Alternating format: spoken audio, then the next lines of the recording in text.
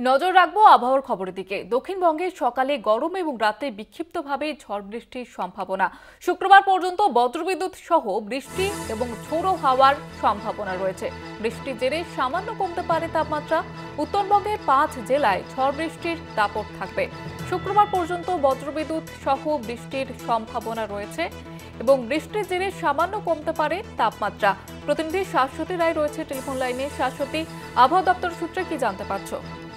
দেখো, হাওয়া অফিস যেমনটা জানাচ্ছে, বৃষ্টি জারি থাকবে আগামী সপ্তাহ পর্যন্ত এবং আজ বিকেলের পর থেকে এই গরম বা অস্বস্তি কিছুটা হলেও কেটে যাবে এবং বিক্ষিপ্তভাবে মাঝারি থেকে হালকা বৃষ্টির সম্ভাবনা রয়েছে দক্ষিণবঙ্গের প্রায় সর্বত্র এবং উত্তরবঙ্গের ক্ষেত্রে জারি রয়েছে ভারী বৃষ্টির সতর্কতা।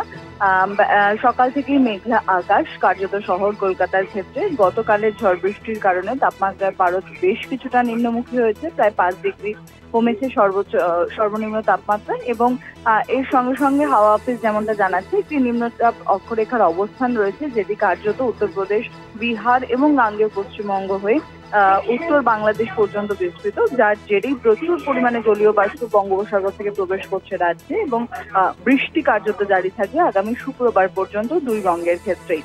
সেক্ষেত্রে উত্তর এবং দক্ষিণবঙ্গের ক্ষেত্রে বৃষ্টিপাতের পরিমাণে পার্থক্য থাকছে। উত্তরবঙ্গের উপরে 5 জেলাতে ভারী বৃষ্টির পূর্বাভাস রয়েছে, সঙ্গে 40 থেকে 50 কিলোমিটার বেগে বইতে পারে ঝোড়ো হাওয়া এবং দক্ষিণবঙ্গের ক্ষেত্রেও বিশেষত পশ্চিমের জেলাগুলিতে জারি থাকবে ভারী বৃষ্টি। পূর্ব বর্ধমানের ক্ষেত্রে বিশেষ সতর্কতা রয়েছে আজকে এবং এই বৃষ্টি লাগাতার চলতে থাকায় মঙ্গলবারের মধ্যে তাপমাত্রার পারদ কিছুটা হলেও নিম্নমুখী হবে বলে মনে করা হচ্ছে।